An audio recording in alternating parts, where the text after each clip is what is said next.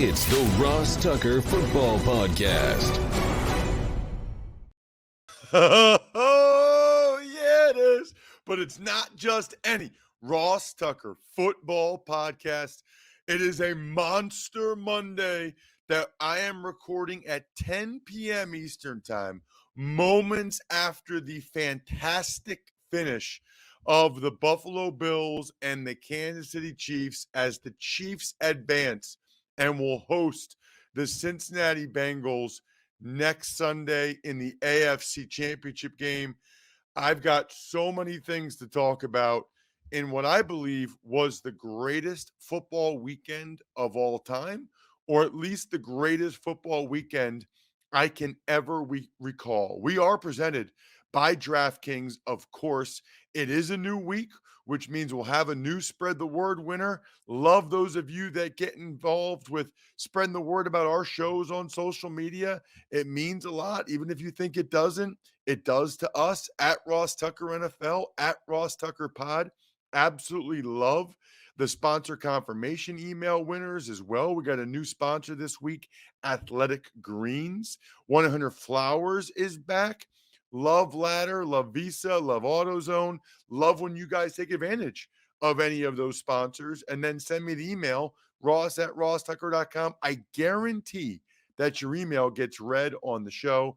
And then very cool, I know a lot of you check us out on YouTube now, youtube.com/Ross Tucker NFL. A great way to get a shout out for friend, family, whatever, is to just subscribe to our YouTube page if you didn't already and write a comment or not. I see when it's somebody new making a comment, and it's awesome. We love all of our patrons like Tom Collins from Bayside, who was very specific with his name on our private Tuckheads Slack channel, which is awesome. Thank you, Tom Collins. Patreon.com/RT Media. It's Big Show time. The Big Show. 4 phenomenal games this weekend, and I think that puts to bed that debate that we were having last week. What is the greatest weekend in the NFL? Yeah, that's for sure. I got to tell you, Bri, I've never been like this before that I can recall when we've done a show. So first of all, it doesn't matter because it's this way anyway, but my flight's at 5 a.m., so I'll be getting up at 3:40 a.m. So not a lot of sleep for me tonight, but I don't have a chance to record the show tomorrow morning, so had to get it out to you guys tonight. I'm disappointed. Like, I am so happy about how awesome the football was. And I love it. And I'm so thankful for how great the games were, even my game today, Bucks and Rams. And I'm happy for Chiefs fans and Bengals fans and Rams fans. But I got to tell you, that loss by the Bills stings. Like, that stings because I was just there last week and I met a couple of our Tuckheads, Steven Soroka and Jan Lehman. And those guys have been through a lot of bad times, and all of the Bills fans. And it felt like tonight was their night. You know, they score a touchdown with 13 seconds left and to take the lead by 3 and still lose the game. It's almost unconscionable. And it's one of my themes this weekend, Bri, which is just really questionable coaching decisions. That is one that jumps out to me. Sean McDermott and the Bills kicking off into the end zone for a touchback is a horrendous decision that Steve Fezzik talks about all the time on the Even Money podcast. You must squib kick it there. You'll end up taking about the same amount of time off the clock. They'll end up getting the ball probably around the same spot. Maybe they'll get a few more yards, but you'll take 4 or 5 seconds off the clock minimum, which gets them to about 9 seconds, maybe 8 or 7. And then they really only have one play to try to get into field goal range. The touchback allowed them to have 2 plays and is a critical error by the Buffalo Bills. Critical. And there were a lot of questionable decisions, I thought, throughout the weekend. I thought Mike Vrabel going for 2 after the penalty, and I'm a believer in using the math. I'm a believer in making informed decisions, but not all 2 points versus 1 point decisions are created equal. I strongly disliked going for 2 after it was 6-6 when an extra point gives you the lead, gives you the 1 point lead. I mean, in that instance, you need to kick the extra point and take the lead in the game. I mean, that to me is crazy. I'd love to see the win probability stats for that, but that I just don't understand. Even late in the game, when he went for it on 4th and 1, I really thought that was a situation where you had to kick the field goal to try to take the lead. And I love Mike Vrabel. I think he's the coach of the year in the NFL, and he's a former teammate of mine. But I thought he made some really poor decisions. I thought certainly, like I said, the McDermott decision to kick the ball off on a touchback was horrific. And I think you can make the argument that both of those decisions, certainly the Bills one, absolutely cost them the game. I mean, there's just no other way around it at this point. The other thing was, I thought we saw a lot of quarterbacks step up for their teams when they needed them the most. Joe Burrow wasn't great, got sacked a lot, but he stepped up and made plays when his team did it. Jimmy Garoppolo, not as much, but that's actually the theme, right? Is that some quarterbacks stepped up and made plays when their team needed them to. And Josh Allen, obviously, Patrick Mahomes, obviously, Matthew Stafford. I mean, legacy changing plays by some of these guys. Some didn't. Ryan Tannehill with the 3 interceptions. Awful. I mean, awful. And that's what people will remember. Aaron Rodgers scoring 10 points in a playoff game at home. I know the special teams are the people that really blew the game for the Packers, but that's not good enough by Aaron Rodgers. I didn't think Tom Brady played particularly well today, and they still came back to tie it. I thought other themes that jump out to me, the scene in Green Bay was amazing. The elements outdoor in the weather, just simply incredible with the snow.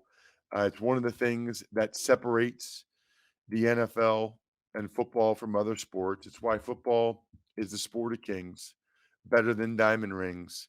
That's why we love to play football. Just incredible. How about, and I tweeted this at Ross Tucker NFL, a big day for kickers on Saturday, a really big day for kickers.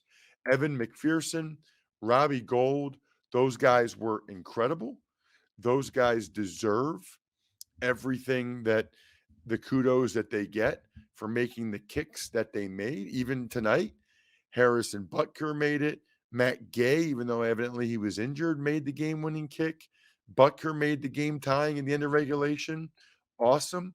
And I would say this, 2 more themes. Close games are what we really live for. It's just incredible. The close games are incredible. And it's what I love. It's why I love doing games. It's why I love the sport. It's just uncanny how good the games were this weekend, especially after the wild card weekend was so disappointing. And I was going to do a theme for Matthew Stafford, but I'll get to Matthew Stafford when we actually get to that game in a little bit. But first, I need to tell you about the free Fix Finder service at Autozone. You can troubleshoot more dashboard lights, including your check engine light, ABS light, and service interval light. The free Fix Finder will give you possible solutions for your lights, all backed by verified technicians. It'll even send you your full results in a detailed Fix Finder report straight to your email, so you'll have all the information you need to take on the fix. And if you need a bit of help from a repair shop, AutoZone will even refer you to a nearby shop that you can trust. It's the most complete free warning light report backed by technician verified fixes, and you can only find it at AutoZone.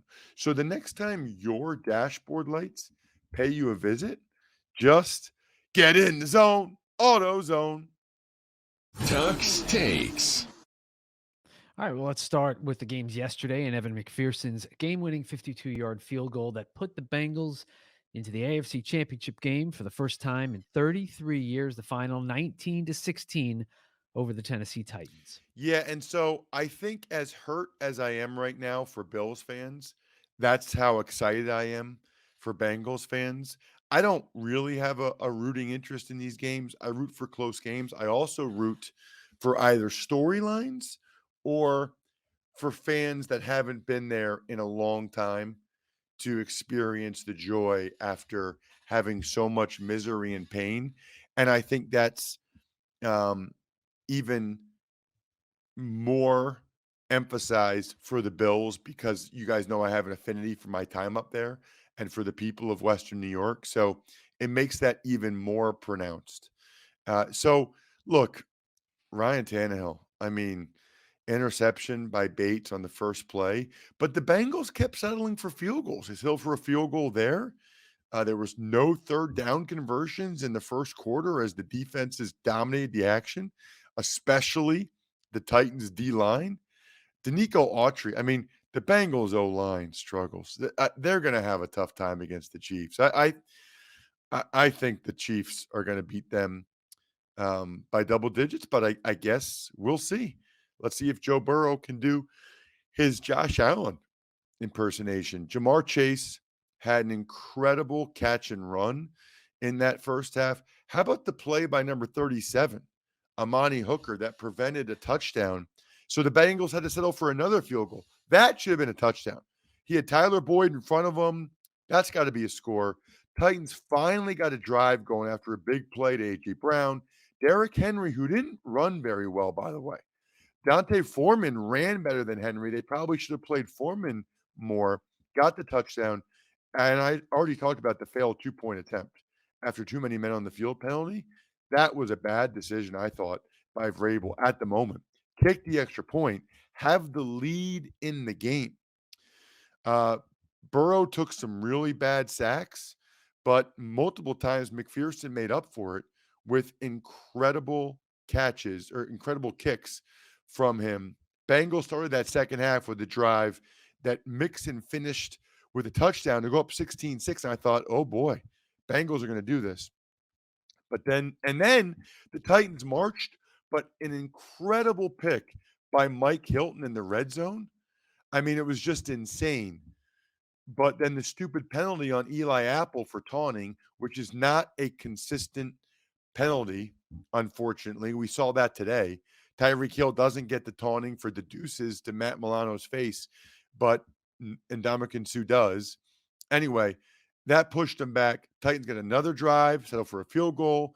The ball goes off Samaje Perine's hands on a check down. Hooker gets a controversial interception, which also, by the way, is part of the reason why I kind of like that the Bengals won. If there's a controversial play, I usually don't want the team to win that got the benefit of it, so that there's controversy about the play. Led to A.J. Brown, one-hand touchdown. So it's 16-16. The Bengals stuffed the Titans at that point on 4th and 1 when the Titans were in field goal range. I understand it's Derrick Henry. I understand it's 4th and 1. I don't know, man. You got to take the lead. You got to take the lead. Then Eli Apple has an awesome tip to Logan Wilson for the interception, leads to a great throw to Jamar Chase and another Evan McPherson game-winning bomb. DJ Reader was dominant for the Bengals. 9 sacks, 9 of Joe Burrow and yet somehow the Bengals still win the game. Tuck's Takes. Robbie Gould's last second field goal wins it for the 49ers, 13-10 over the Packers. And Ross, you said you don't care who wins, but you're doing sidelines for the NFC Championship game, right? Actually, I'm doing AFC Championship game now, which is kind of a bummer for me because I will now be flying to Kansas City. It would have been much more convenient for me to just drive up to Buffalo, but that's fine. It's a long drive, so I don't mind flying to Kansas City, getting some barbecue. But no, that kind of got all twisted around, Bry, today for a bunch of different reasons. But I did cancel my flights to Green Bay. I thought it was going to be Green Bay. If Green Bay had won, it would have been Green Bay, unless Buffalo won. It's all over the place. But to answer your question, no, I'll be in Kansas City next weekend for the Bengals and the Chiefs. No Bakhtiari really hurt the Packers. You know, they marched a lot of Devontae Adams on the opening touchdown drive. I thought the defenses dominated after that. A lot of balls on the ground, a lot of pressure by D linemen, especially sacks by Packers D linemen. I mean, Kenny Clark had a game. Rashawn Gary had a game. Zadarius Smith had a game. Kittle and Ayuk had critical drops. People forget those from Jimmy G. But then the Niners' best drive of the game, and at the end of the first half, Jimmy G throws a terrible interception. I mean, it was about as bad of an interception as you can throw. George Kittle's like running back to try to break up the pass. That's how bad it was. He could see it was coming. And even after that, Aaron Rodgers got the Packers in field goal range. End of the first half after the Aaron Jones catch and run. But the field goal got blocked. And that was the theme of the game. I'm sick for Packers fans too, by the way. Absolutely sick for Packers fans. Like to lose because you get a punt blocked and a field goal blocked, it's so freaking unacceptable. I would be so disgusted. So disgusted. Niners get a nice drive, start the second half, but settle for a field goal after a weird face mask on Elijah Mitchell. Absolutely love Debo Samuel. Packers get a nice drive, but settle for a field goal again, 10-3. I mean, Jimmy G almost threw three more interceptions. The Niners get stoned on fourth down with a terrible run by Elijah Mitchell, but it didn't matter because the Packers had a punt blocked for a touchdown late, 10-10. Jimmy had a clutch throw to Kittle. Debo Samuel with the run to lead to the Robbie Gould game-winning field goal, 13-10. And we get Niners-Rams round three. This is, I mean, if you think about the conference championship games, it's pretty unlikely. Bengals, Chiefs, Niners, Rams. I mean, this is why you just want to get in the tournament. I mean, this is why that is what matters. And I know, Bry, you're going to tee me up on Bucks and Rams, but my notes for those games are over here. So hit the sounder and freestyle for like 10 seconds, Bry. I'll be right back. Tuck's Takes. All right, Ross. Well, down 20-3 at halftime, some guy named Tom Brady and the Bucks tie it back up with under a minute left in regulation.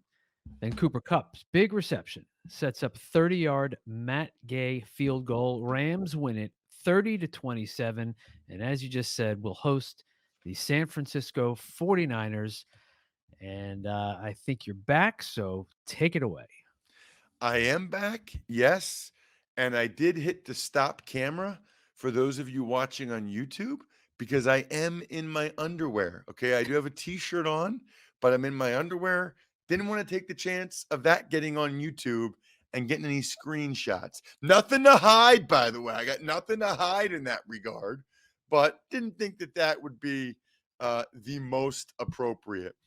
So during most of that Bucks Rams game, I was frustrated because I thought, man, I've had some bad luck recently of blowouts. Bills, Patriots, Rams, Cardinals. But no, here comes the Rams making so many mistakes that I swear, Bry, only happen when you're playing against Tom Brady's team. It is insane. It was insane. Let's start with the press box food. They had a carving station. It was porchetta, delicious, Cuban sandwiches, turkey sandwiches. They had cookies and brownies and Coke Zero, a very impressive salad bar, roasted chicken with thyme, like THYME, whatever that is, salmon, It's an Spanish herb, by the way. sausage. What's that? It's an herb. Yeah, Time. it's an herb. Yep. See, hot dogs, nachos. Bry, this is just between you and me, okay? You can't tell anybody. How many bananas Fosters do you think I had at halftime? Ooh, I'm gonna say 3. Yes, you know me well, bro. That's as many as I could get before we had to go back on the air. But it's warm. The banana and the sauce is warm, so I had to eat them so fast.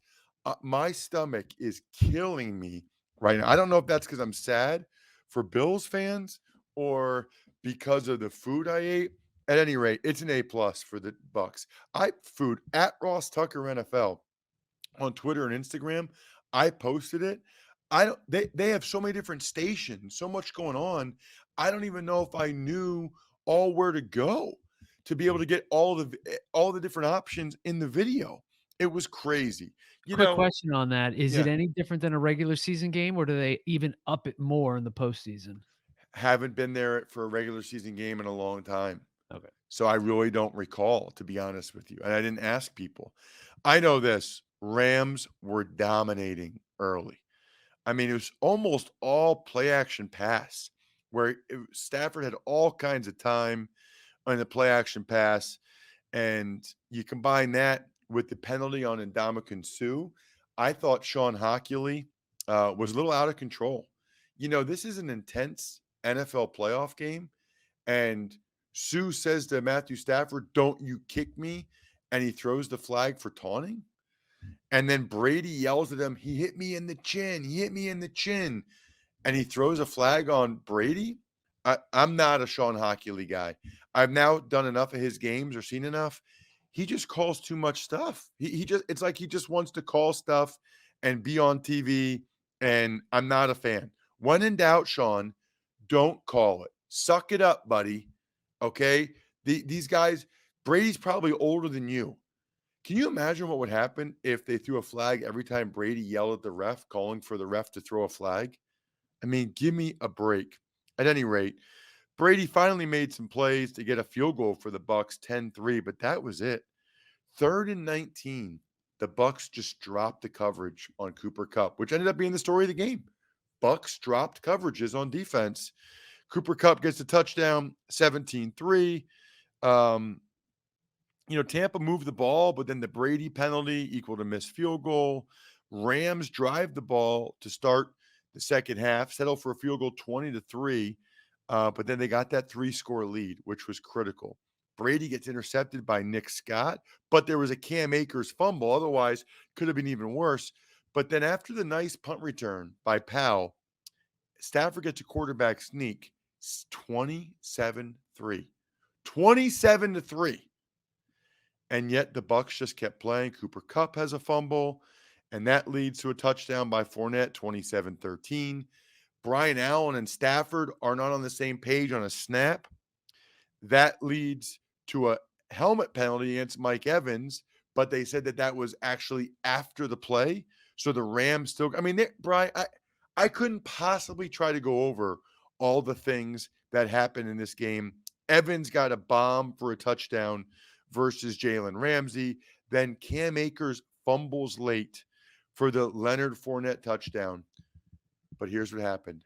Matthew Stafford, who was absolutely in the zone all game, he was incredible. There is no question that out of all the guys this weekend, Josh Allen was incredible. Patrick Mahomes was incredible. I'm going with Matthew Stafford. The biggest game of his life.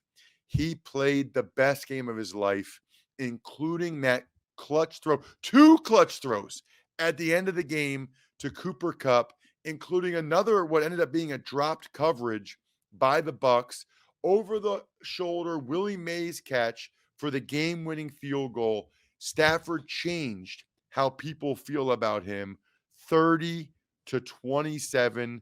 Kudos to the Rams. Kudos to Matthew Stafford, our in the zone player of the week, presented by AutoZone. Incredible.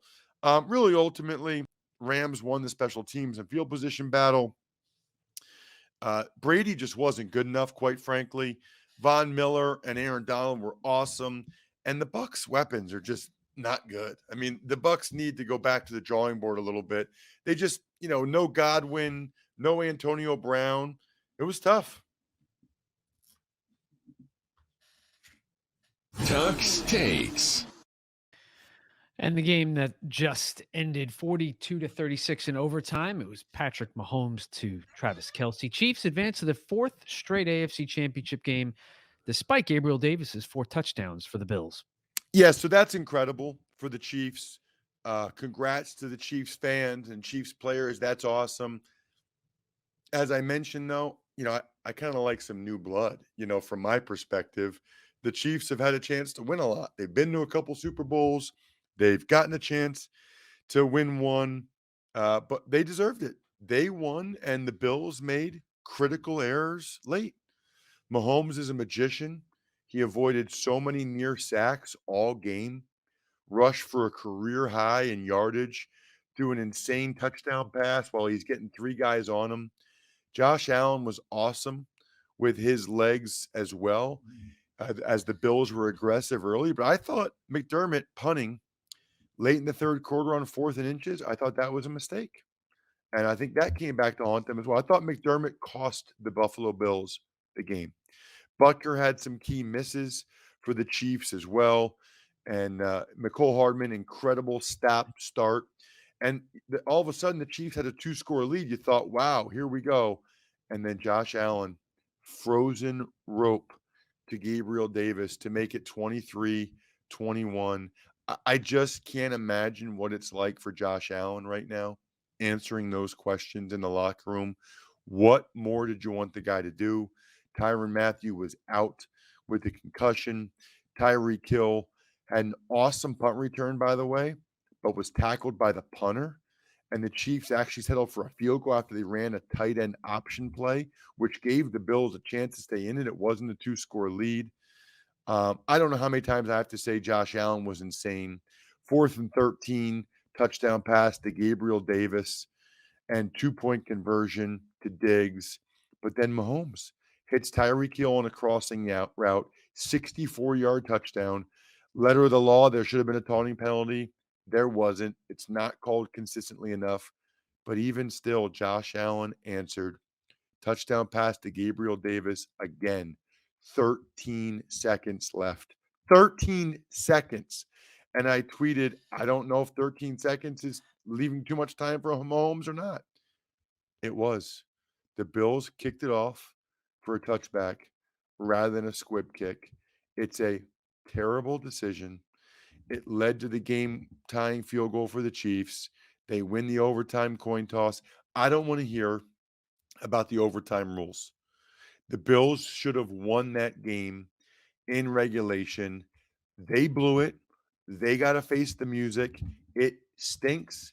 It hurts, but that's the reality. They had their chances. When you make bad decisions, that's what happens. I mean, there's no ifs, ands, or buts about it. You make decisions like that, like McDermott did, it costs you the game. And so there you go. That'll do it for an unbelievable weekend of football. Loved every second of it. I'm so happy for the fans of the winning teams, but I'm especially sick for the fans of the losing teams. Titans, that's rough. Packers, Bills. Bucks won the Super Bowl last year, so not as much the Bucks, but still, man. Pizza Boy Brewing, Sporticulture, Vision Comics with an X, HumanHeadNYC.com, SteakhouseSports.com. I think we're done here.